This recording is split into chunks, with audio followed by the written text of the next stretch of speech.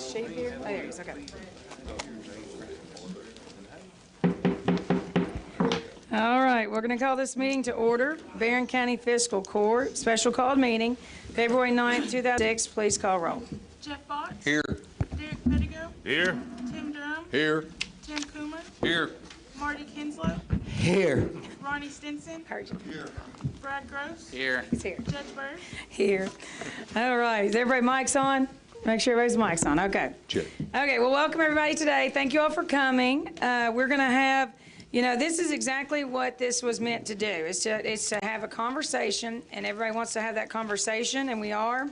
We've been listening to the public, and just honestly, I wanted to do it in an open format.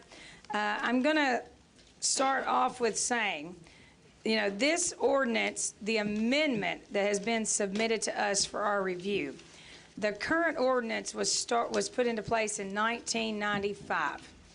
So there is a current ordinance for animal control that we're already abiding by, that our animal control follows. This amendment was submitted to us for our review, and that's where we're at. So I'm going to let Chief Howie go ahead and get this conversation started. Do what? Oh, you want me to approve the minutes? I'm sorry. Need to approve the minutes of the February 3rd, 2026 meeting. Motion. Motion by Pettigo. Second. Second by Coomer. All in favor say aye. Aye. All opposed. Motion carries. Thank you. Okay. So, Chief?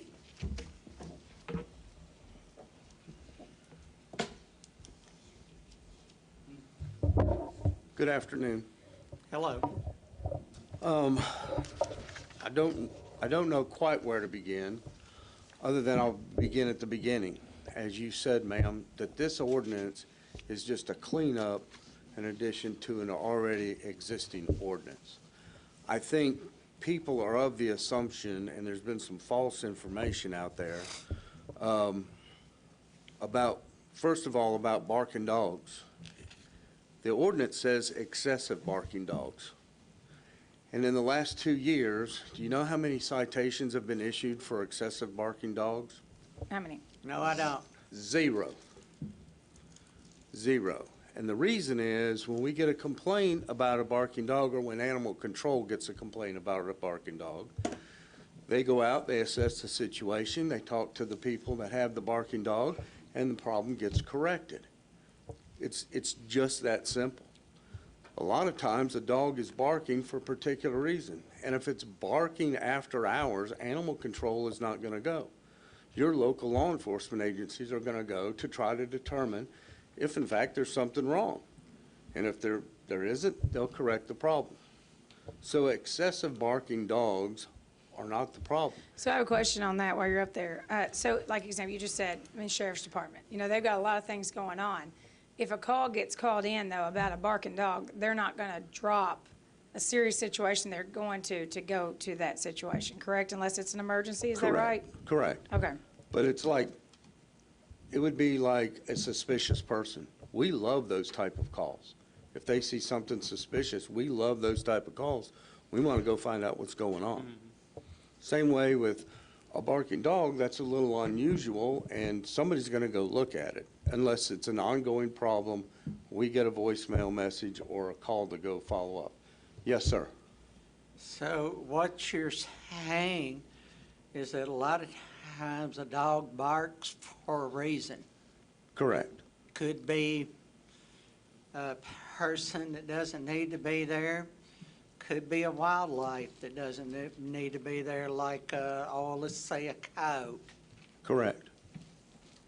So somebody who believes that their neighbor's dog is barking and they got a problem with it, the dog barking might actually alleviate a problem of theirs, like maybe a coyote won't eat their little dog or their cat when they let it out. Correct. But you've already stated that you wrote 0 citation for a barking dog.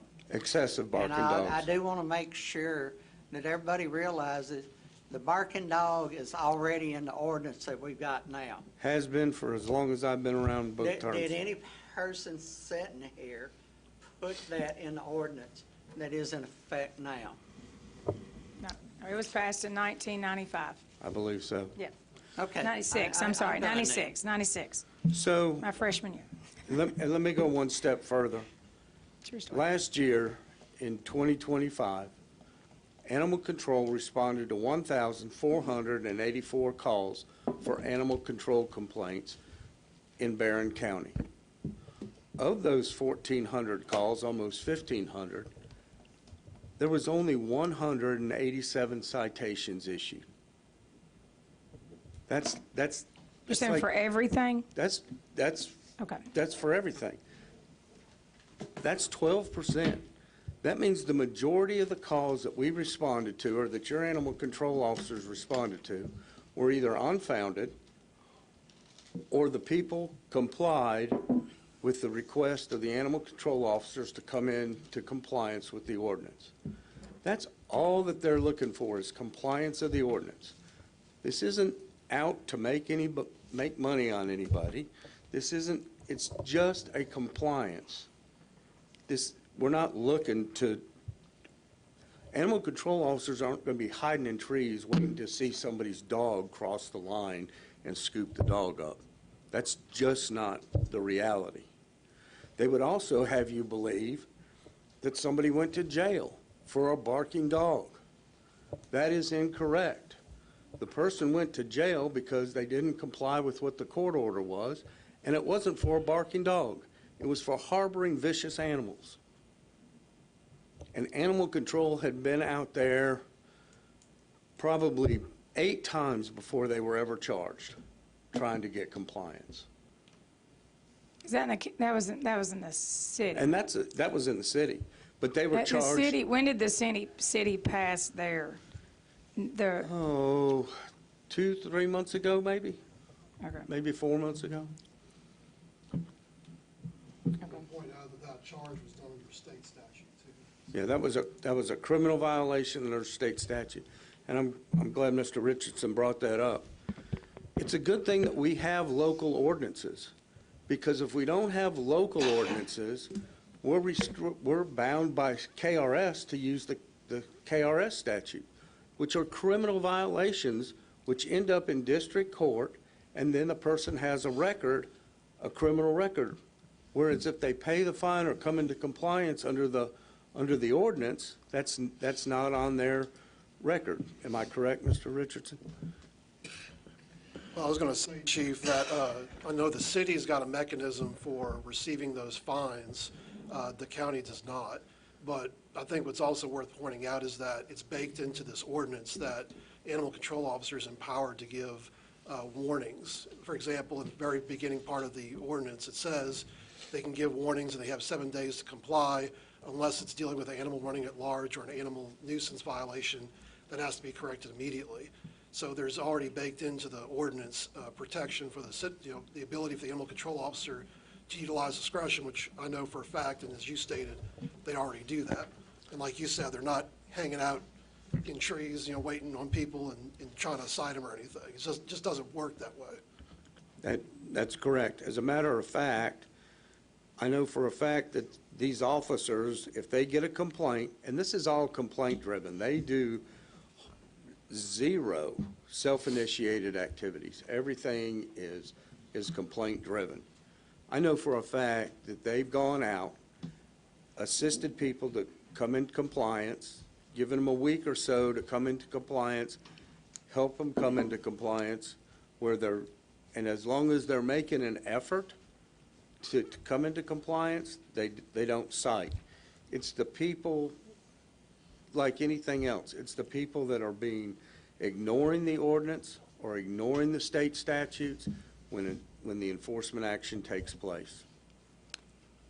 So, a question, okay, just explain on the amendment part of it and how this came to, basically, it's because the new board was created, Correct. and then, I guess what I'm saying is, like, this is your opportunity, I guess, to make corrections to the old, is that what? Yeah, there was things in the old ordinance that wasn't working in today's world. There was things that were missing in the ordinance. that we needed put in there. And just like anything else, we go through things a lot. Okay, do you have any more? Because I want to go through each of the ordinance parts. No, I think that's pretty much it. I did want to, I think I went over that without the ordinance, we're back to KRSs and criminal violations, so I covered that. Okay.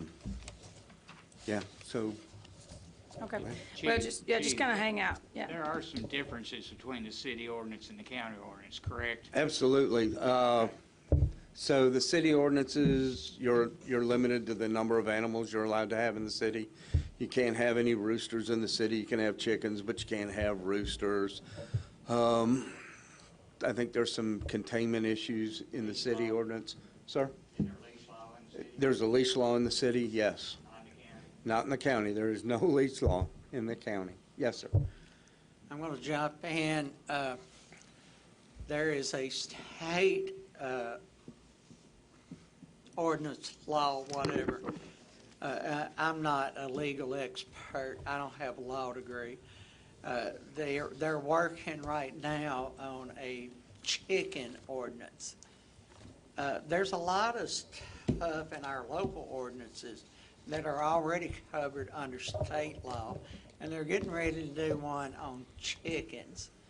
And now, the way I understand it, locally, if we don't like a state law, we can make our own. But once again, everybody believes they're a legal expert, but there's a lot of laws already out there that are already governing what we do, whether we know it or whether we like it. And there's getting ready to be one on chickens. Am I correct? I believe you're correct. There's also one for animal control officers to be trained in recognition of To be acknowledgement of child abuse. I saw child that. abuse Yeah. cases, that sort of things. So your animal control officers are required to have so much training.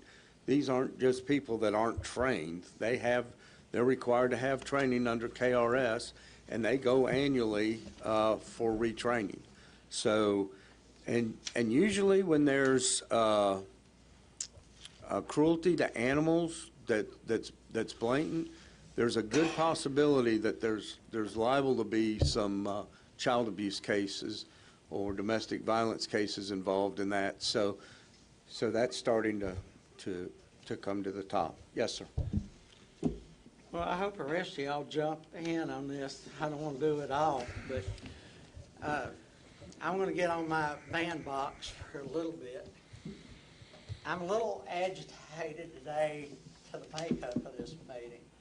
I was told once that it was going to be my committee meeting, which would be me running it, which means I could ask you, I could ask, I know Ernie's name, that I could ask any of you to talk. Then I was told there was going to be a court meeting of all of us, and that we were going to let people talk. And then I was told that it was just going to be a meeting where only us and you and whoever we asked to talk. And I'm all right with all that, but I don't like that the rules kept changing. And I'm not going to name him by name, but there's one gentleman sitting out here, sitting over here in this area. Me and him disagreed on almost everything, and even when I agreed with him, he thought we were disagreeing, but he brought up some good points. And there was another gentleman that's in my district, and I told them that they would all get to speak here.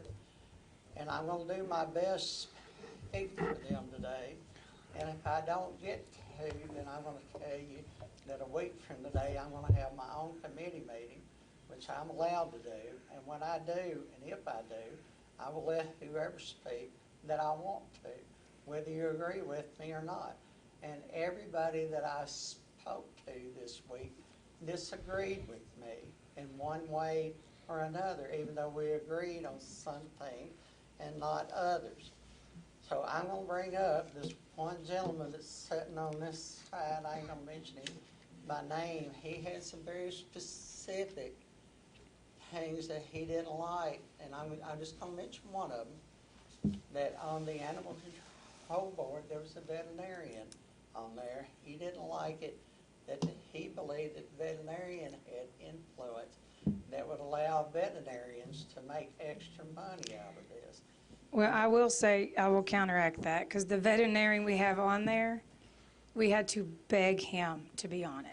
I mean, he didn't want to do it, like, because we couldn't get a veterinarian to do it. Because we don't- And in Yeah. all We don't fairness, use I mean, that- I actually prepared, I yeah. don't know the veterinarian's Yeah, name, and yeah, I I mean, don't we wanna know. begged him to do it, It's not so. up to me to know who's on it. I believe that in my position, it's better sometimes not to know who's against you. That way it ain't personal. Anybody here that actually knows me knows that I'm not into this personally with you.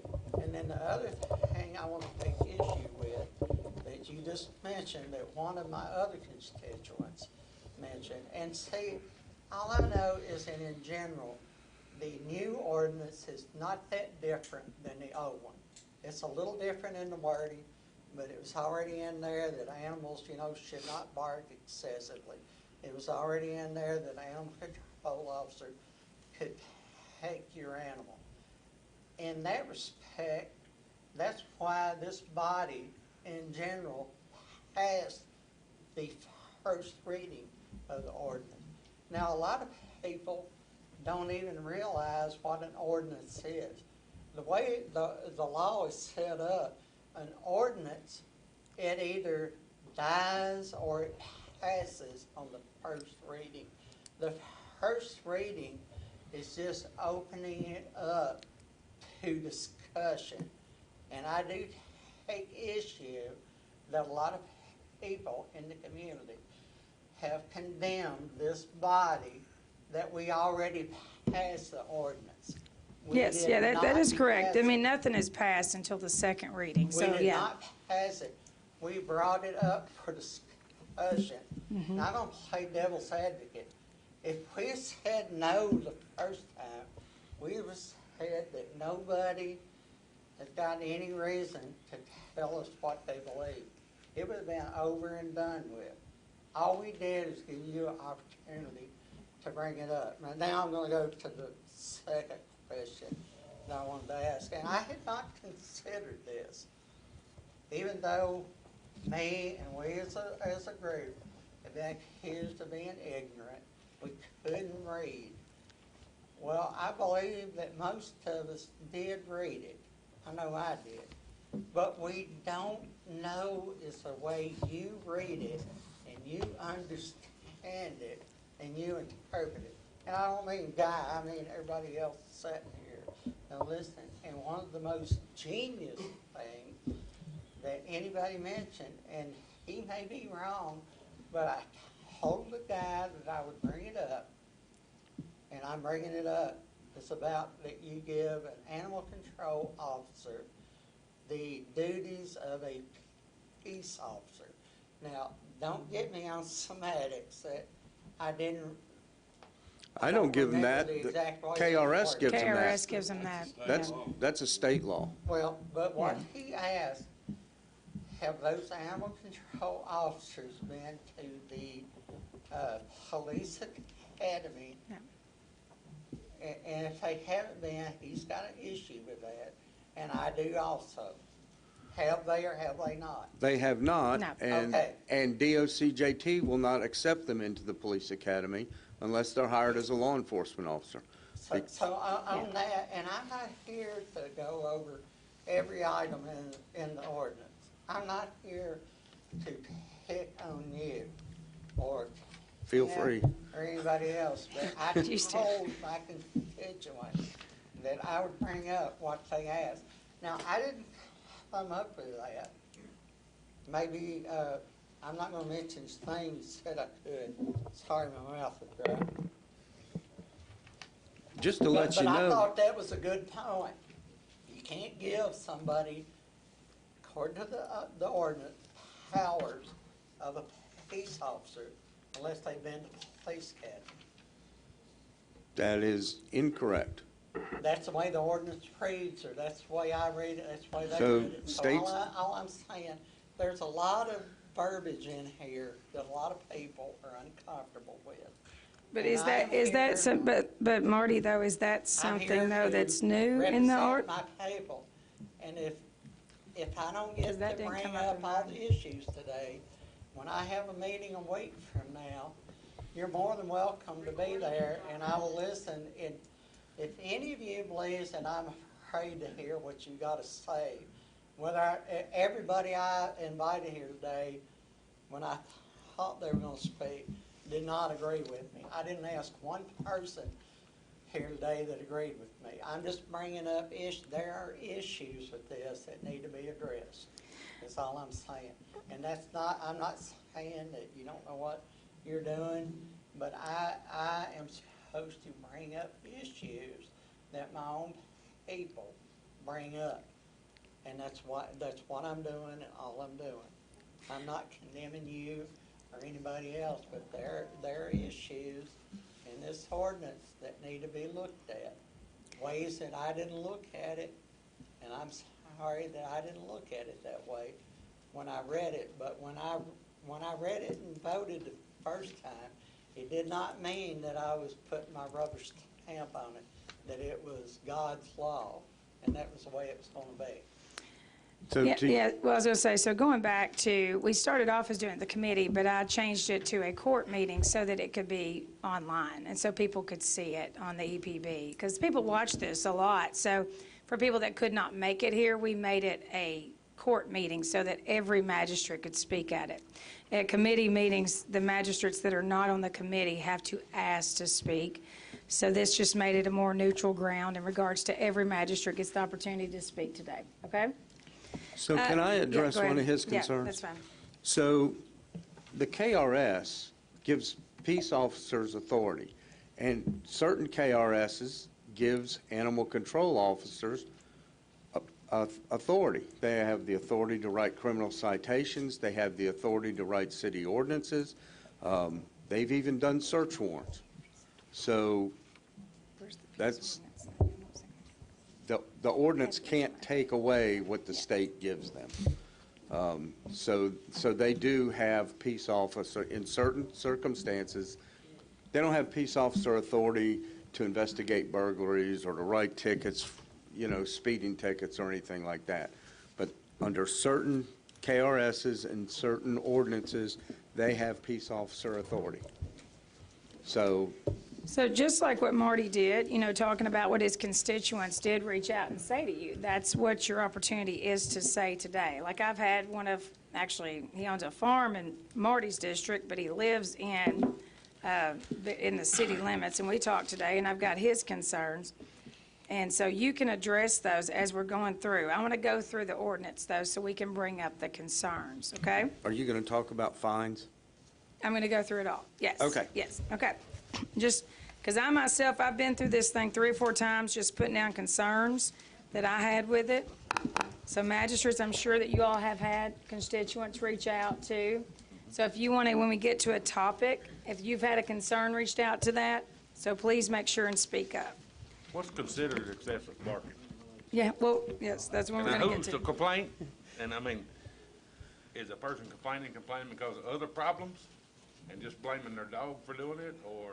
Sometimes we'll get a complaint, excessive barking is like hours on end, or every night, all the time, or, it's every single night, or we even get complaints about barking dogs during the day.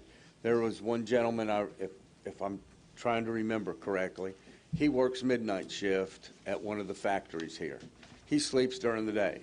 The neighbors' dogs bark continuously. My question is that in a neighborhood or is that in the county? Like, It's you in know what I'm the- saying? It's different. Like, I mean, it's So in the there's- county, but I'm just saying like There's my house. neighborhoods in the county. Yeah. So, It's a neighborhood though in the county. I believe it was, yes. Okay. So every situation is a little different, and it just depends on the situation, what is considered excessive barking. Okay, go ahead. Well, I was just gonna say, do y'all wanna go through the ordinance, or you all just wanna say your concerns? Either one, okay. I ain't rewriting the ordinance. Well, I mean, I know, but you also, I'm not saying you have to rewrite it, but you also need to have cause as to why you don't agree with things. That's just the way I Back view to the things, yeah. barking issue. You know, we can say we're going to the county and write a ticket for a barking, excessive barking dog. But then in the same time, I've got constituents that has loud music. Nothing's done. So I. Well, yeah, that's something Mark, well, that just depends on if well- it's, no, you can't do that. Well, again, Yeah, sir, so, yeah, that's right. I wanna yeah. go Mark is back. like, I can do that. We've written I didn't know if zero that was in that one. citations for excessive Well, barking. I know, but I'm Okay. talking about in the county. See, that's yours in the city, mine's in the county. No, I'm No, talking no, the he's county. saying he's never written a, right? Correct, I'm talking in the county. We're only addressing the county ordinance today. Yes. Zero citations have been written for excessive barking. And sometimes it comes back where a neighbor's just mad at another neighbor and they're trying to get back at them. So it's unfounded. So therefore, it's not an excessive barking complaint. Or one of my guys got coyotes in his area, and his dog bark every morning, and he don't get in trouble because they barking at coyotes, you know, and that's. Absolutely And that not. won't Hey, Chief, happen. let me talk about the practicalities of a prosecution in these types of cases, if it ever comes to that. Like Chief said, nobody's been cited for it in the decade that I've been prosecuting. We've never had a barking case, and that's because animal control, usually go out there, hey, your dog is barking, it's excessive, can you have them not do that? Might be disturbing somebody. The current ordinance as it reads says no excessive barking between these hours, period. The new ordinance says that not only do you have to show that it's excessive, continuous, or untimely noise, it has to be in a neighborhood in the county, and you have to prove it disturbs the peace and quiet of any person, which would be the neighbor. That's another extra step that you have to prove. And we don't operate on, hey, trust me, this happened. I mean, like Chief said, you got to go investigate, see if there's proof. So if anything, the new ordinance makes it a little harder, but I think it's also necessary because you should have to show that it's disturbing the peace and quiet of another person. These examples of farm dogs barking at coyotes, to me, I mean, one, they were never prosecuted under the old ordinance, and then two, in a situation like that out in the county, obviously the county needs are different than the city needs. It's highly unlikely someone's going to even be complaining about that to begin with. Between the time that this ordinance was originally passed in '96 and to now, you've got over more than 10,000 additional people that live in the county. And the county is getting bigger, you're getting big, neighborhoods now that kind of mimic the way the city operates. So, again, this is kind of forward thinking in a sense because you're adding some elements there that I think would need to be proven. If somebody came to my office and said, hey, their dog's keeping me up all hours of the night, well, one, I'd have, police investigate, animal control investigate, but then two, it's like, they got to show that it's actually disturbing their peace and enjoyment and that it's untimely, not that it's happening every now and then. Because again, dogs bark, we all know that. But if you got a neighbor where they're barking all hours of the night, keeping your kids up and you up, I mean, I feel like you need to have some recourse. Mr. Kinslow, you had a question? Or? I know it seems like I'm picking on you, but I'm really not. I I'm want to used tell to it. everybody I spent an hour in Guy's office one day this week, and I told him that today was likely not to be a comfortable meeting. Did I not? Oh, you did. I didn't think to ask you this the other day. How many months ago did you and the Animal Control Board start working on this ordinance? Was the animal control board was created last Last March? year, March, yeah. I believe it's been brought up several times and So basically, you've had 10, 11 months you've been working on it. pretty much off and on, yes, sir. All right. There's been This other- is what I'm going to say. So, but let me say this. Yes, we've been working on it, but there's been other issues that's come up over the last 11 months that had to be looked at And as they're well. getting like fiscal court business with us. Everybody Yeah. believes that all we've had to do is animal control. Oh. Believe me, we have a lot of other business to do. But what I'm wanting to get at, y'all been working on it for 10 or 11 months. I believe it's a little unfair, and I do believe the Animal Control Board is what, 7 people? Yes, sir. There's 7 magistrates sitting right here. And I do believe it's a little unfair that the public expects us 7 to rewrite an ordinance that 7 people worked on 10 months to do. I'm just telling you my personal feelings on it. I don't believe it's fair. I don't believe it's right. Okay. And I'm a little offended that everybody, the public included, believes that we have to be animal control experts overnight, magically. Some of the questions I Give had. us a break. Hold on, Marty, real quick. Some of the questions I had in the ordinance were, just going through, some of it was, and I wanted some questions on that, Chief. Just simple stuff like definitions. I know some topics were brought up about animals, because it says basically, an adequate ventilation, that doesn't mean, right, that your dog cannot be outside, correct?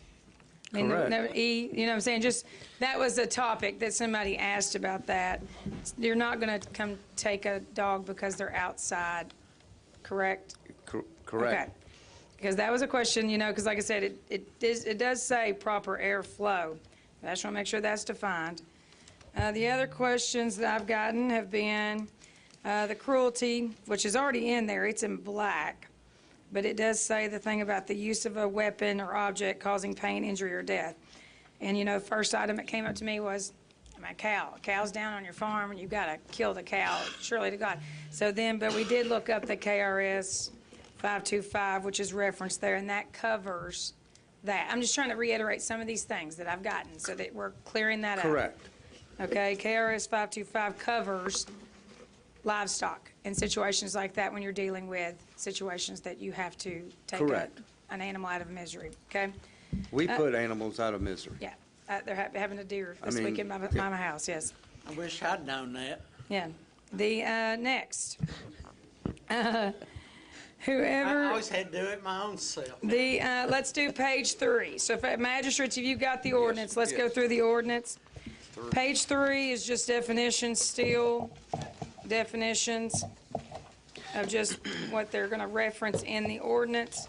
Okay, let's go to page 4. There's a couple of the questions we had in page 4 that I've been gotten some calls about.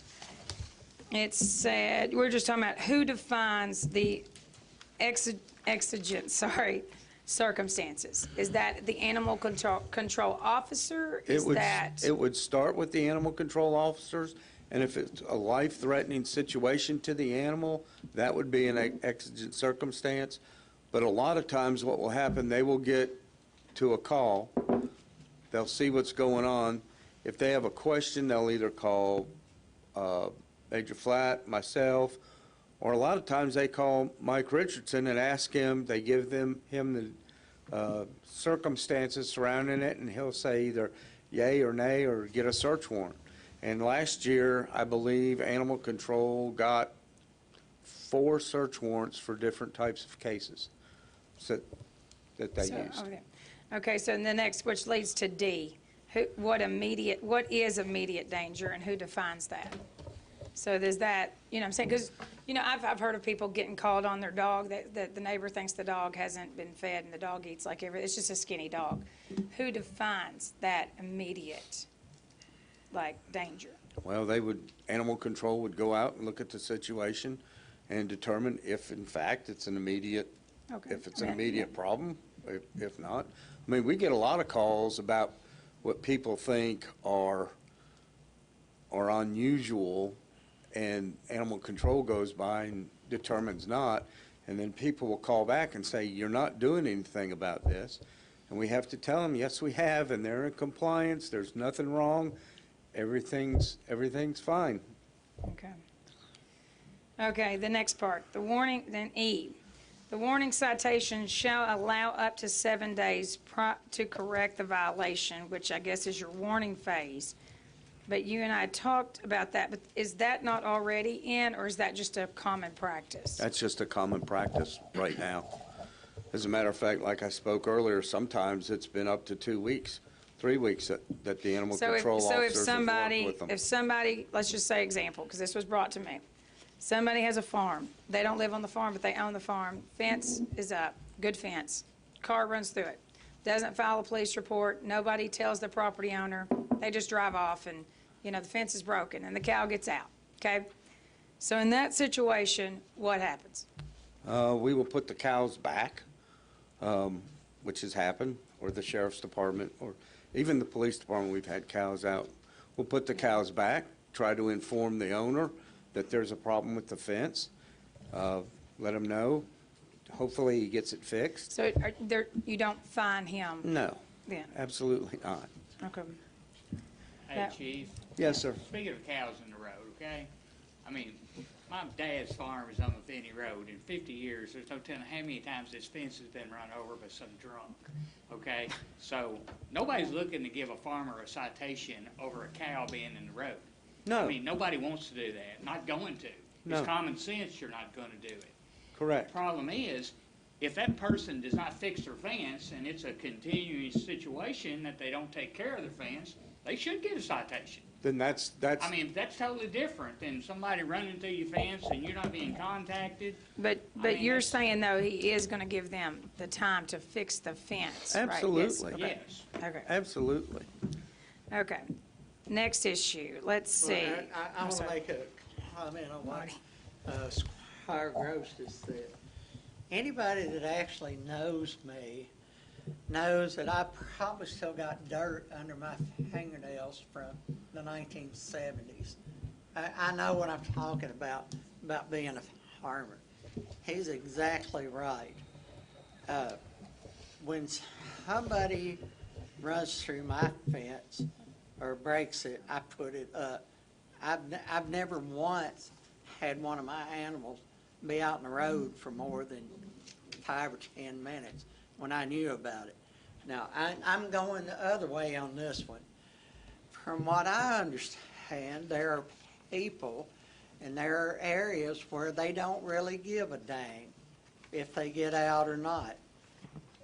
Speak on that and let us know how many calls you've had on that. And this is fair play, everybody. Yeah, how Everybody many, wants to believe that I'm it's gonna only defer one that. way, there's two Yeah, ways that's, to look at the it. sheriff I want you here. to tell me about I'm going the to defer that sheriff here. question to the sheriff. where is it? Or maybe Oh, there he is. Kent can answer that. Yeah, Oh, I thought he was standing over there. I'm a paid observer. Year 25, we had 170 cow calls. I knew that. 170, everybody. But I had a question on that 170, like. And you know what? I how- bet maybe they ain't none of y'all in here were one of them. Hold on, Marty.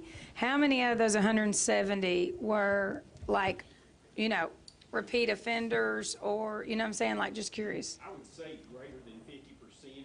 I didn't run that number because dispatch prints me off a yearly summary of everything. Yeah. And cows out was like 10 from the top, being the greatest numbers at the top going down.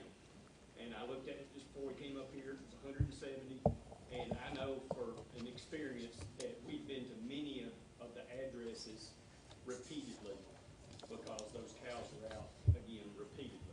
Is that due to like accidents or is that due to just, Most of it's poor fencing, just to be blunt. Not Okay. everybody has poor fencing. Now, there are a few instances, yes, that cars have ran through it, yeah, but many times the owner is notified pretty quick so we can make modifications to the fence, repair the fence, put some type of obstacle up so it keeps the cows in. have there been any accidents with the, Historically, yes. okay. Like I'm just saying, like with the cows in the road, okay. There was one on the Parkway a few years ago, former Sheriff Chris Eaton can remember it. We had a fatal on the Parkway because a cow entered into the Parkway and was struck by a car. Okay. So let me, while you're on that subject of cows and citations, that's going to bring up the question about a fine. And I know it says the first offense. Yeah, I want to in that- get to Yes, that. and I don't like It's- that. Yeah. It's not the first offense, it's the first Yeah, and I do think that's a citation. wording, because that's what we were looking at today. So on, magistrates, turn to page 8. 8, I want to ask a question. If okay. it was when Chris Heaton was sheriff, I want to ask you, did the farmer that owned the cow admit it was theirs, or did they say, I don't know whose cow it was? Correct me if I'm wrong, Chris, in the past, there have been parties on both sides of the description. Some that Thank you denied, very much. some that took ownership. Thank you very much. Okay, so, If everybody was a better neighbor, we wouldn't even need to be here today. I want you all to think about that. Marty, hey, hold on, let's go to page 8. Page 8, let's talk about these fines, because I do not agree with the first offense as an automatic, which you've told me on the first offense that you're meaning the first citation, correct? Correct. So you're saying somebody goes out there, their cow gets out, you're giving them a warning, but I'm worried about it not being worded that way, and I understand we got to use common sense. But there's not always going to be you, me, Mike, or the animal control people. So we need to make, that's in, that will change. How do we guarantee that common sense, that warning is not just going out and punishing farmers left and right? Because, cows do get out. Because we haven't done it yeah. so far, and there's a KRS, Okay. a criminal violation for allowing cows to roam, and we haven't used that in years. Also, the way this is written, is not an automatic. It's saying if you are found to have violated it, that's if you get, that's the penalty phase of the statute. So if you get ticketed, you go to court, that's telling the court what it could be. This is not an automatic, and this is the way. I think it's just the way it's worded, though, because it says, any person who violates this section shall be fined. And then it says 100 for the first offense. Does that make sense? So maybe, do we, if we, I can understand see where what I'm- people would yeah. say, oh my gosh, they're going to come out and they're going to give me a $100 ticket, which is not true. but it doesn't come off this way, As long, right? again, Yeah, we're that- looking for compliance and not trying to cite people. But I want to stress, too, legally, this is not automatic. It's just not. If you're found guilty in court, that's what your penalties would be.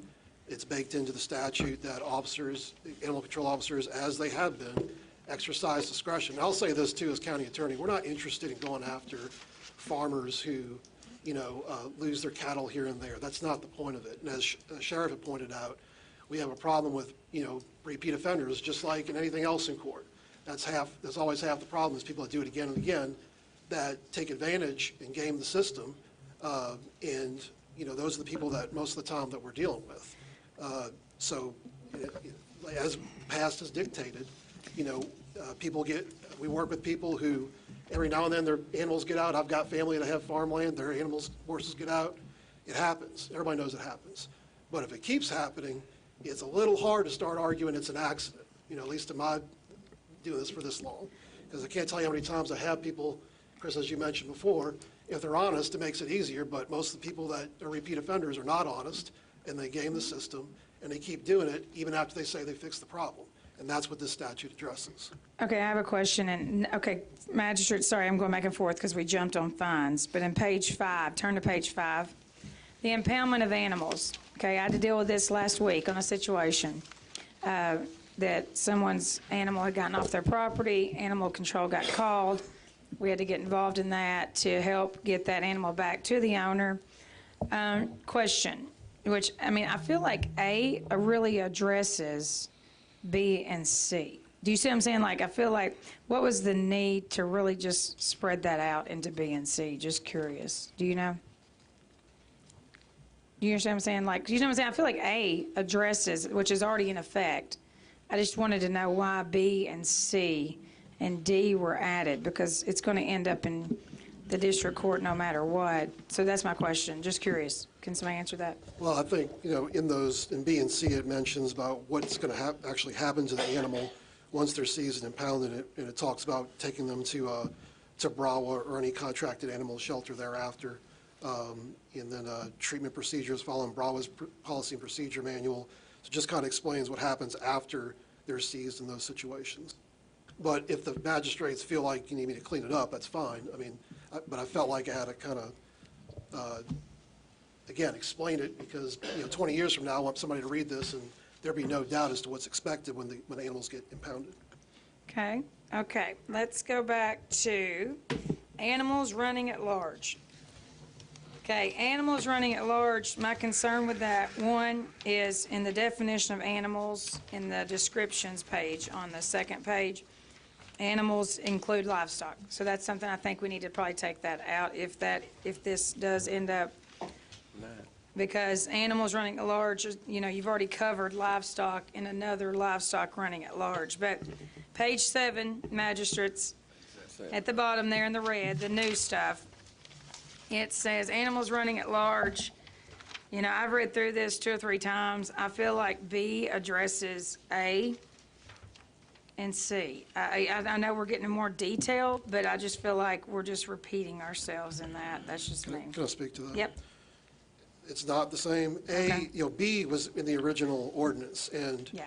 the problem that we ran into was we had people, I've had people complain to me before where animals are running all over their property from their neighbor, but unless they're damaging the property, there's nothing you can really do about it. A addresses the situation where they're running at large on like public roadways, street lanes, alleys, or it just goes on other people's property without the consent of the owner, because that's a form of trespass.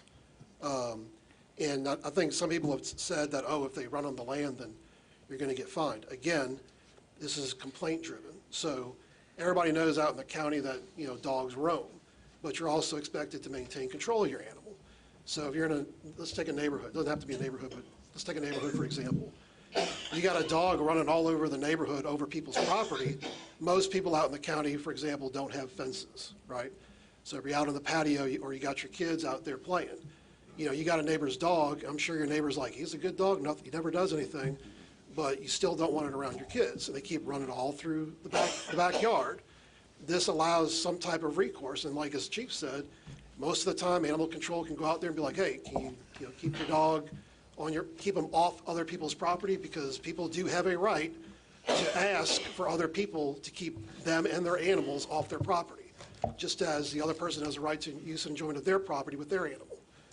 So A covers those situations where dogs are just all over the neighborhood, all over your property. It gives you some recourse there.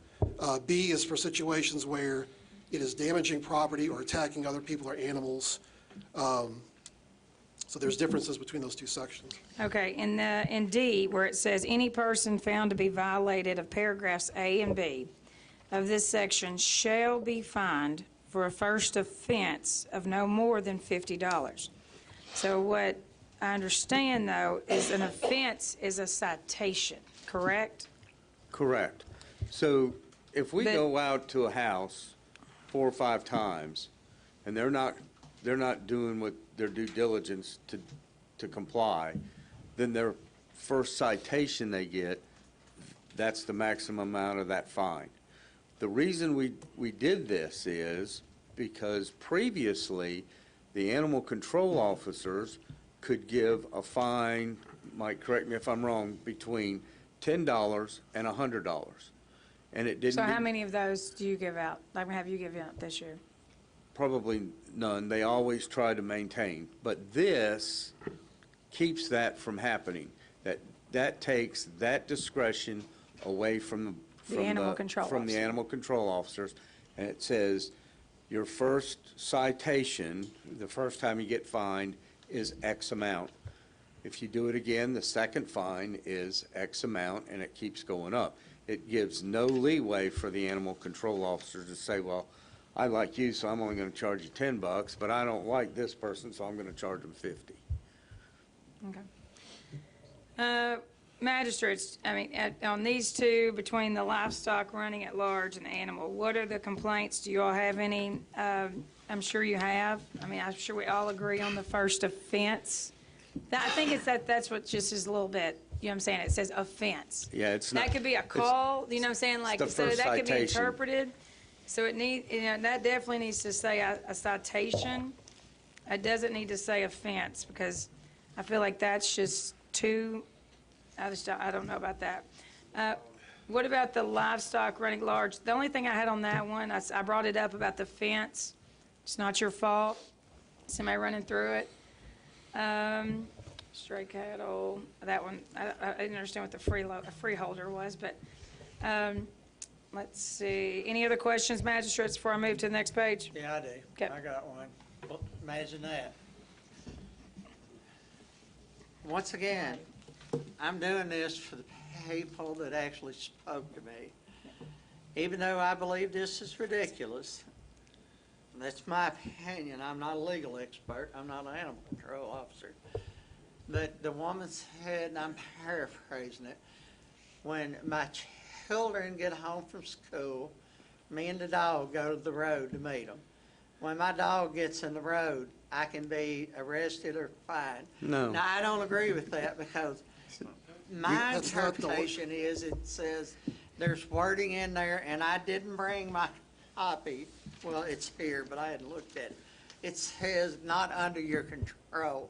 What I've read, as long as you're looking at them, they're under your control. That is But correct. this woman believes that if her dog gets in the road when they go to get the kids off the bus, she's gonna be put in jail or fined. Would you address that? Sure, that's not true, because the animal is under her control. It's not bothering anybody. It's not creating a problem, and we haven't gotten a complaint about it. Thank you, Again, but I told her I'd bring it up. thank you. Okay. Again, this is all complaint driven. We're not sitting at bus stops watching to see if dogs are attacking children. Next question from. Judge, can I Yeah, say go ahead, something? go ahead, Stinson. Yeah. Judge, Yeah, you're good. all right. Chief, I got a couple of questions. Sure. All right, I'll make mine brief. As far as hunting dogs, we're not going to go get somebody's hunting dogs that go across the property, are we? No, sir. Besides that, KRS It I covers know it. that. prohibits I that. did read that today. So if a animal owner has a problem, or they feel that they have not been treated fairly by the animal control officer on any of these ordinances, or anything that comes up, what is the recourse for them to file a complaint or to take care of, to be sure they're treated fairly? Sure. They can file a complaint with me through the police department. They can go to Mike Richardson's office and ask that particular fine or violation be heard before a judge in district court. They all have those recourses. And I just like to say, I've had a few calls on this, I've not had a lot. But again, we're not wanting to do anything except for the people that are abusing the system is the only ones that we're trying to work on. Thank you. That's the only thing that we're trying to do here. I don't know why he's Thank you. echoes. Yes. He's echoes. Do you hear that? Well Yeah. said. Okay, so going into, like I said, my biggest issue with the livestock running at large was the fines. Because I understand it, that, farmers, sometimes you can't control a lot of those things that are going on. So that worries me a little bit on the wording. So that would be a concern of mine. The other thing that was brought up to me, so here we go. Let's go into page 9. The nuances. Okay. And I've talked to Ms. Richardson about this, because I do have concern about this entire 90.10 edition, because I feel like a lot of it's already been addressed in the other parts of it, even in the current or even in the amended. I just need somebody to explain to me why this whole section needs to be, because I feel like, I really truly feel like that it's all somewhat been addressed. So someone speak on that. You want me to start, or do Go you ahead. want to start? You start on your end, Chief, and I'll talk about it. Okay. Because this is very,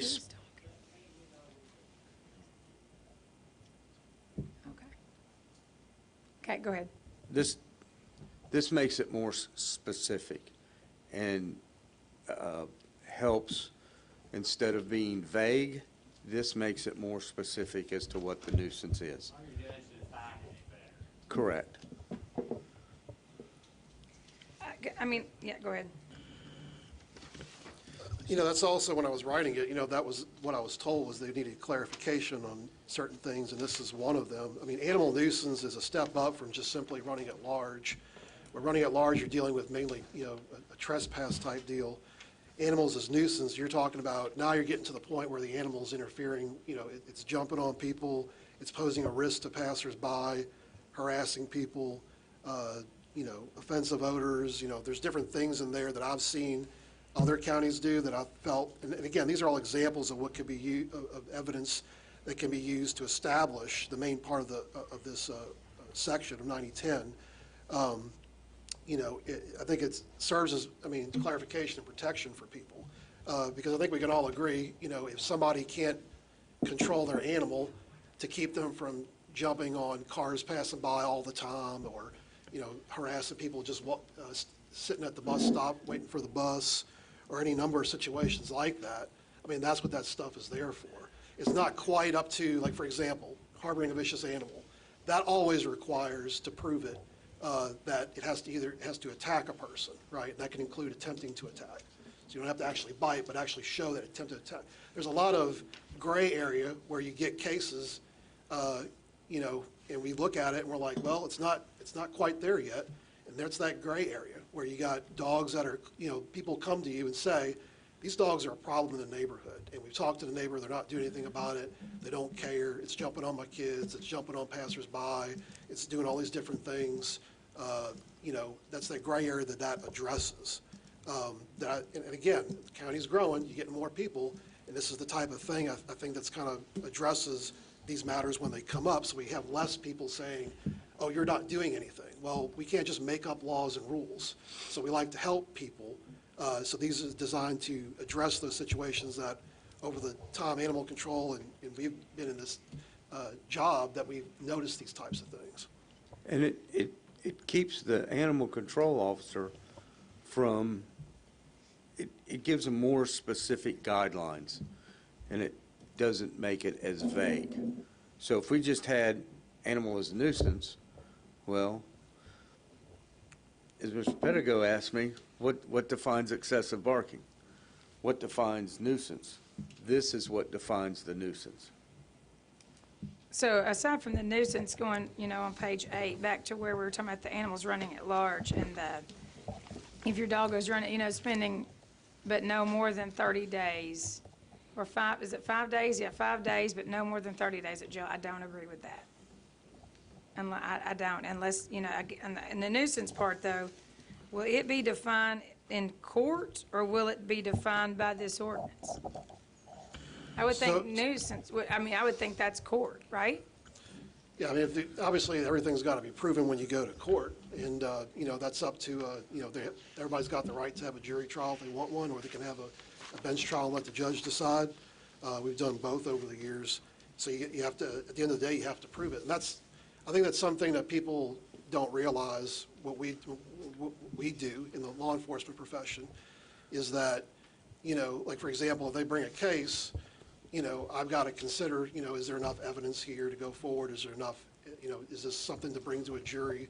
And there's a lot of cases you get where people complain, and you look at it and you're like, no jury's going to convict on that. Like if somebody came to the office and said, oh, this dog barks, I got a video, it's like a 10-second video and they're barking. That could be something you can consider with other evidence, but that's all they got. I'm going to look at them and be like, no jury's convicted on that. And that's not something that would meet that probable cause under the new ordinance. So, yeah, that's something that would be ultimately up to a judge to decide to do that. Or the person, we could come to some other type of plea agreement in district court. And most of the time, our goal is not to jail people. But I will tell you this, though. In these types of offenses, again, this is something people don't see, it usually takes months to even get to this point, or to that point. It takes numerous, times animal control going out, trying to resolve it. Because if we sent everything to court on first contact, we would never get anything done. And Chief, obviously, that wouldn't be reasonable. So by the time these things get to court, you're talking about months of complaints, months of going out there. And if all you got at the end of the day is a fine, and I've had this happen before, usually the person's not going to care. They're just going to keep on doing it and just pay the fine and move on with it. There has to be something there to show that, A, this is a step up from just simply running at large. This is a problem when you're posing a risk to people's, persons and property. And to be able to, have them take it seriously and to knock off what they're doing. Mike, correct me if I'm wrong as well, going back to the 5 days, but no more than 30 days that you were talking about, ma'am. If that person is found guilty and the judge cannot sentence that person to more than 30 days. So that's a protection in there. So if Are we talking about the harboring section? No, No. I went back to the animals running at large, because that was a big concern. Where was the one about the barking dogs? Is that in the nuisance? That's a nuisance, right? Yeah. Yeah, that's in the nuisance Well, part, but there was something else. I wanted to point out, too, that the jail time does not kick in when an animal's running at large until the fourth or subsequent offense. I mean, you're talking. Citation. I mean, if somebody doesn't get the hint after. citation, correct. If somebody doesn't get the hint after the fourth time, or third time, that's, in my experience, if jail time has to kick in at some point. But again, if you guys want that to be different, that's fine. I'm not the legislator, but as a prosecutor, I'm telling you, after the third time you don't get it, it's not sinking in. Okay. I was going through the other parts. I did have this question it asked me. They said that if their neighbor comes across, their dog comes across the property line and kills their dog, what can animal control do for that? That's what I got a question. There's several things we can do. There's a state statute we can charge with, or we can charge under this ordinance. Refer it to the county. But in the current situation that we're in, like with the old ordinance, what can you do with that? They would probably charge under the state statute. Probably most all the time they would charge under a state statute. I remember years ago we had a dog that left his property, went 3 doors down or 2 doors down, I can't remember, chasing the neighbor's cat, which dogs do. But the cat jumped on the man's pickup truck, and the dog jumped on the pickup truck as well, trying to get to the cat. Can you imagine the scratch marks and the damage that was done to that pickup truck? So I would say that's a nuisance. I was also going to point out that it's already under the current ordinance that, you have to maintain control of your animals so that they're not damaging property of another or attacking people. Okay, so my last question, and magistrates, you have, if any other questions, is what happens if it doesn't pass? Do we just go back to we go back to the? So what we'll did use in the current following? existing ordinance. We will also use the state statutes that are available to us, which we really don't want to use because that creates a criminal violation on a person's record. And I can quote you those here in just a second if I can find it after all the paper shuffling. KRS 258-265 covers the destruction of a dog running at large at night with the exception of a hunting dog, which was already pointed out. And then cattle running at large is 559.210, cattle running at large, and it's a criminal violation of KRS. So we would have to fall back on that. Here's my I don't know if I can I make a suggestion? I mean, if there's wording in here that you don't like, you can always go back and amend any ordinance there is. It's just that we've been 11 months trying to work on this to get some support and some backing. If you don't want to approve the ordinance, we have a backup plan. I don't like the backup plan. I don't think the citizens are going to want to like the backup plan, having to go before the judge. But like I said, we get compliance. I recommend if you pass the ordinance, you can always go back and ask the county attorney to amend those things in the verbiage that you want and he can do that as well. But I did want to say, we're going to do whatever you ask us to do. I did want to point out too, Chief, that nuisance ordinances are completely left up to local municipalities. So the state statute just simply says that, local counties can create their own nuisance ordinances. So that's going to kind of be again, go back to a blanket gray area there. And like Chief said, there's an ordinance already in place, and that's what we're going to operate under. So it's not like we're not going to, enforce it. This is just an update. Marty? I got a question that I'd like to ask. Oh, I'm sorry, I did turn it off, you're right. By the way, everybody see my name here, Marty Kinslow. Y'all mind if I turn it around where I can read it? That way, if I forget who I am while we're here Marty. today, I can at least look there and I know my own name. That's for somebody sitting in the audience here, and you know who you are, and I don't care. I can say what I want to when I'm sitting here. Those of you that voted for me gave me that power. Anyway, I want to give y'all another way to look at this animal ordinance for the Animal Control Office. I already know the answer to this. A lawyer once told me, don't ask a question you don't already know the answer to. I'm good in numbers. I don't remember people's names real good. I do remember my own, but I do remember numbers. Can you give everybody an idea what Glasgow and Barren County pays a year for animal control? I want everybody that believes this is just a itty bitty problem that, we're trying to make bigger than what it is. I want you to put a number on it for everybody.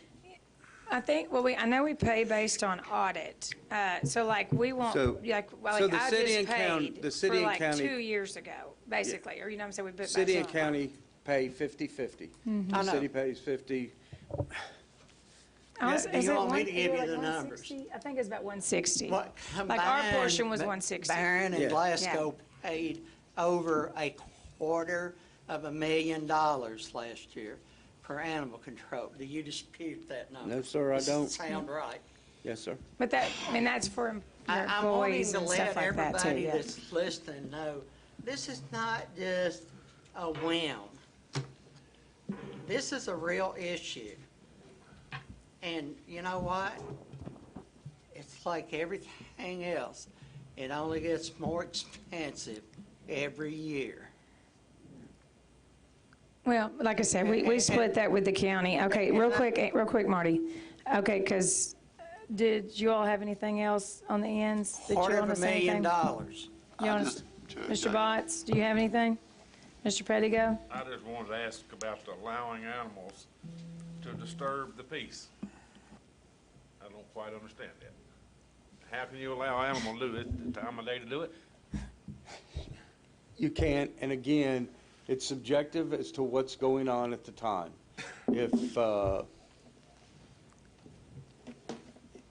If you have 15 dogs, and I will tell you that that's not uncommon to see, that we get calls a lot about that, and they're all barking all the time, they're disturbing the peace. But pretty much that's going to be a real non-starter. So it don't pertain to like, if I wean all my calves and move them to another field close to a subdivision. Absolutely not. And they beller for 3 days. It's like buying a house next to an airport. You're going to hear airplanes. If you buy a house next to a cattle farm, you're going to hear cattle, and you're going to have an odor. So if you buy a house close to a dog kennel, they're gonna bark, ain't they? Yes, sir, they are. All right. Okay, next. Mr. Durham. do you Again, have- common sense, sir. Mr. Durham, do you have anything? No, Have we covered? I'm just gonna say that y'all covered this very well, and I appreciate it. I did have concerns from my constituents as well. And it's not about, I don't know if they knew that there was an ordinance been in place since '96, but whether they have or not, and it's just a wording issues on most of it, and I think we've covered it, and I would to feel with this in, you know, in the future, I have a problem with just some wordings of some of the laws that's in there that's very, you know, my father-in-law, he had more money in a Beagle Hound, I guess, than anybody in the country because he had to pay $75 every time to go pick it up. But that being said, I mean, that's just part of owning the Beagle Hound. It's not nothing that's in the new law. This was the old law. And but you have covered it very well. You know, the old law also required dogs to be licensed. Yeah, I saw that was taken out. And that's been taken out. That would be Yeah, I saw that whole area was taken out. all gone. Okay. Next, Mr. Kramer, do you have anything? All I want to say is the wording needs to be changed, and that people just use common sense. We're not going to go out and give you a ticket if your cows are out for the first time, or if your dog is barking. Just use common sense. These rules are, if it has to go back to the KRSs, it's going to be a lot worse, and people go to jail over it. Just use common sense. We need to reword some of this, or there's always going to be warnings. That's the main thing, and that's all I have to say. Okay. Not going to skip you, Marty, but I'm going to go to the next one to make sure we got everybody in. Stinson? I just got a couple of things. One is, Okay. I told a lady today, you know, if we do this and we have a problem, bring it to our attention and we'll amend the ordinance or we'll change the ordinance to fix it to where it works. We're not trying to do anything. I've spent my whole life taking care of my community. I don't want to do anything against my community. And I've got a daughter that loves dogs and a sister that did. Now, I'm not a dog person, but they were. But again, anything like that, if you have a problem with an officer and you feel you've been mistreated or wrong, bring it up to us and just talk to us. That's all we ask. Thank you. Okay. Next up, Mr. Gross. Yes, ma'am. I am the magistrate that gets to serve on the Animal Control Board, and we did work on this since probably last March, trying to get the verbiage, and the chief and the county attorney can correct me. Probably 90% of this ordinance is the original ordinance. Would you not say, I mean, other than some It's verbiage? pretty close to And 90%. a lot of the verbiage is to better define it. If I'm using, I borrowed this comment from Mr. Stinson here, better define it, because where it's not so vague. And two, you know, this original ordinance was done, it's either 95 or 96. I know the judge said 95, I was thinking 96, which it doesn't matter. It was 96. I was wrong. And, you know, this county's changed a lot since 1996. You know, every time a farm gets sold and a subdivision goes in, it changes the makeup of our area. I mean, whether we like it or not. Me, I'd rather see farmland any day myself. But I know that's just a sign of the times. And plus, in 96, we didn't have social media, so a lot of this may have was avoided back then too because of that, so. Anyway, I don't know why I got skipped over. I haven't said anything all day. All day, all day. I want to go on what Kim Kramer said. Use common sense. Be a better neighbor. If we would do those two things, we wouldn't even need to be here today. I gotta Done. just make it, thank you, Marty. Next is, I mean, so I feel like going through it, I mean, magistrates, are you okay with the way we did go through it? And have we addressed all the concerns within the document? If there's anything else that you feel needs to be addressed, I don't know if it can be done or not. yeah, then you just need to let. When we have an Yeah. animal picked up by animal control and it's left there for 5 days, is that right, Debrana? What is it? Yes, sir, 5 days. Is there any way we can fix where we can use social media in a good way where we can post where there has been animals picked up there and they can see if their animal is there? I can certainly check with Brawa. I mean, that would be and a I good can- way to use social media in a good way. And I can check see if we can put it on our Facebook as well. Okay. Again, remember, it's less than 12% of our complaints, people get citations. It's a minimal amount. People are good neighbors. Once they realize and they get the handout that animal control gives them, explaining the ordinance, we get compliance. That's all we're asking for is compliance. My make biggest, better my neighborhoods. biggest issue is I just don't want to give too much power to someone that doesn't like their neighbor. You know what I'm saying? So we just, as long as we have that common sense in there to understand that's a neighbor versus neighbor issue, more or less than just an animal control issue. Yeah. You know what I mean? And- That's and- what I worry about a little bit. And she's here, they're really good about figuring out, hey, there's something more going on here. This isn't Okay. what it was And called I'll to add this be. too, I mean, my office is involved. They deal with a lot of, that type of stuff almost never gets to my point. If it is, it's a situation where they're just not listening and doing what they've been asked to do. So there's multiple steps of this process, due process, that are there to protect people. And I know some people might be thinking, Chief, well, if you don't cite that many, then maybe we don't need the new ordinance. But I want to remind people that, if it's not considered a crime or it's not considered a violation of the ordinance or ordinance violation, then it's not government's role or police's role to go and tell somebody to go do something if they don't have probable cause or reasonable suspicion that there's some type of violation occurring. So if it's not a law to begin with, that's not the role of the police. They're not going to be able to go out there and do those things. If it's in place, it can be rectified by, hey, secure your dog or whatever, And that's what happens. People go, well, I didn't know. Thank you very much for informing us. We leave them a pamphlet explaining it, and then we'll follow up if need be. Again, complaint-driven, no leash law, and we're not out to make money. 2 years ago, we had a dog complaint in Haywood. There was nothing ever done about it. Tried to get the animal control to do something about it, nothing could be done. Couldn't find the dogs, couldn't catch the dogs. I wasn't here 2 years ago. Well, I know it. I'm just telling you. Then 2 weeks ago, my neighbor gets his dog picked up. He goes to jail. He gets his dog back. But just because he was following the tractor down the road and he was feeding and stopped off at the neighbor's house to say hi and he got arrested. The dog got arrested or the Yeah. man got arrested? You're saying, the man didn't get The arrested. dog got arrested. I was like, Stopped at the what? neighbor's house to tell the other dog hello, so. Yeah, So, I mean, Absolutely, I know what you're saying.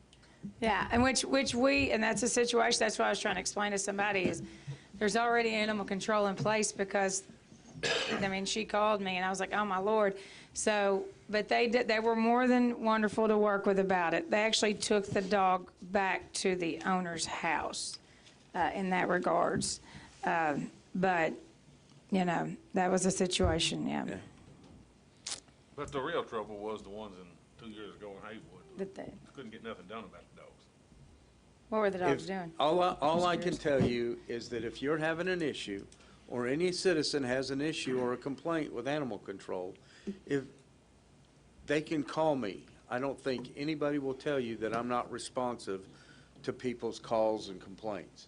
And if they don't want to call me, if they call you, you all please feel free to call me, and I promise you I'll look into it and try to get an answer.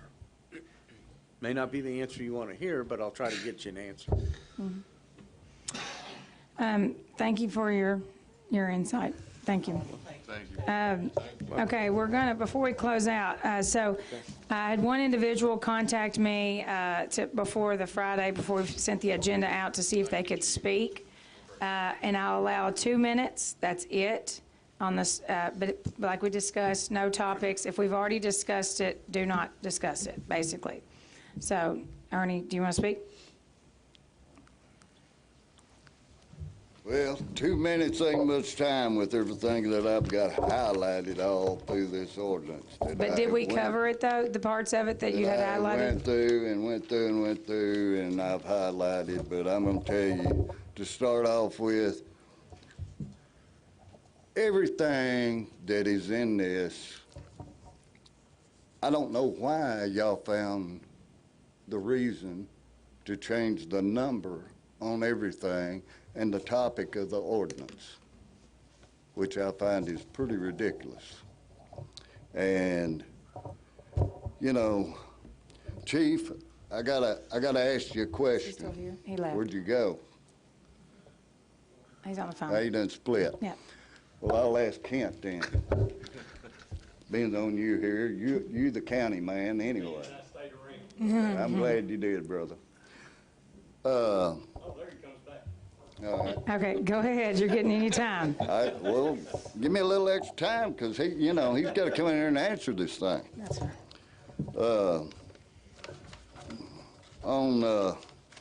Just talking about KRS a while ago, and we're talking about farm animals. And I'm trying to find exactly where my KRS is on here, because I don't want to misquote the KRS. Okay. KRS 256, are you familiar with that, Chief? No, but I'll pull it up on my phone if you want. Well, I'll explain it to you, Okay. and you won't have to. KRS 256 requires that anyone that has a farm and it joins somebody else, you're both responsible for the upkeep of that fence. That's just good. Now, if your cow gets out on, if my cows get out on you, if their land joins each other, and it does damage to your property, or it goes out on the road, and you've not been keeping your fence up, your part there, whose fault is it? It's not my fault. Well, I think at the end of the day, though, that would be probably a civil dispute that should Well, be I mean, handled. You know what I'm saying? You're both responsible for the fence. We've hit the two. Okay? And also, in this ordinance, I've got dogs. I raised German Shepherds, German Shepherds for 17 years. And my dogs was really good about minding me. So I got a neighbor who lives over here, which I really don't. I'm doing I gave you an extra minute, Ernie. Hurry up. Well, I'm hard to believe it's done been 2 minutes. You're at 3 minutes and 15. I might as well sit down if I can't explain anything. I went back and forth, and I'm a constituent, and I would like to at least be heard. If I got a dog in my yard, and he stays in my yard, and the neighbor's cat's out prowling around, and he comes through my yard, and my dog goes after the cat on the other property, who's at fault, my dog or that cat? But it would only, Well, in that situation, it's already in the ordinance that if it's, out wandered from your immediate control, like if it's a sudden, darts out, that's, the ordinance already says that that you're not deemed to be in violation of that, like, for example, animals as nuisance or running at large. But who's in control of that cat? But the practicality, though, you got to think, it's not an issue that he darts out somewhere else because of the cat, but if your dog is gone on somebody else's property multiple times during the day, then you get a complaint, they go out there and look into it, that could be potentially a problem. What you're saying is that wouldn't even fall into the statute. Well, and one other thing, Kent, I want to ask you one thing. Ernie, we got to close it out. Please, let me ask you this Got to close it out. Hurry up. There's a statute in here about venomous reptiles that if you're called and you go to a residence and they've got a venomous reptile, You're not supposed to have that. they have 7 days, I believe I read that right, 7 days or 72 hours, one of the two, which really don't matter, that they have to get that out of the county. So they can just take it right across into Metcalfe County. Well, we hope and they don't take it to Metcalfe. turn it loose. That's the way it reads. Yeah. That's the way it reads. Yeah, that's already part of the current ordinance now. But I mean, that's Yeah. the way it reads. I mean, that's Yeah. a Yeah. stupid thing, and that makes no common sense I at know, all. well, that was what they passed back in 1996, isn't that Well, it's crazy? still Yeah. in this new ordinance as well. But I'm saying, okay, I need a motion to adjourn. I'll make a motion. Who did the motion?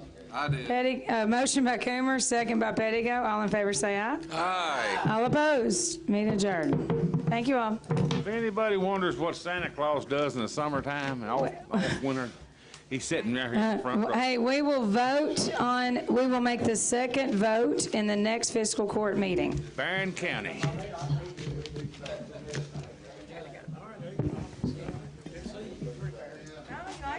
I need to wear mine.